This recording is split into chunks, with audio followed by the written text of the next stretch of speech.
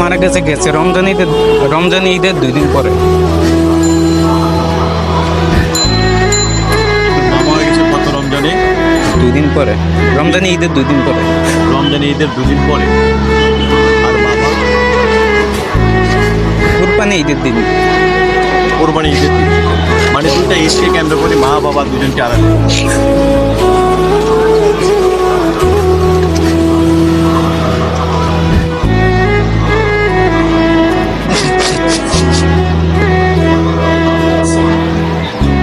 মা বাবার উদ্দেশ্যে কিছু বলতে চান? আগে আগে ছিল তখন বুঝিনি, যখন চলে গেছে তখন বুঝতে আছে। আর যার বাবা আছে মা আছে তারা তো বাবা মারে কষ্ট দেন।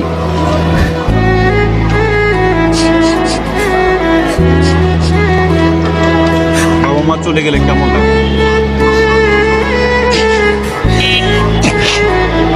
যার যার সে বোঝে।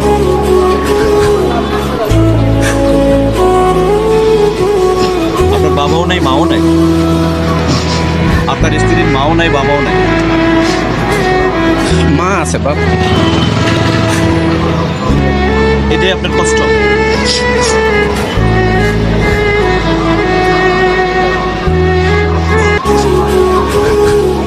মানে আপনার বোর কে আছে? বউর এখন বর্তমানে আমি ছাড়া কেউ নেই। আপনি ছাড়া কেউ নাই, তার মানে আপনার বউ এতিম?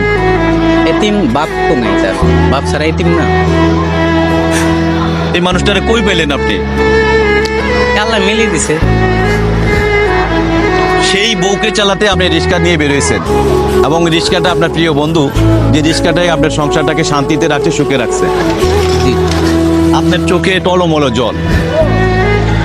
কি ঘটেছে একটু বলবেন ভাই?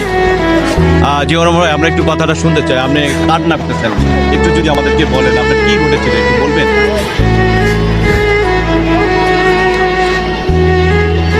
আমরা আপনার কষ্টের কথাটা একটু শুনতে চাই।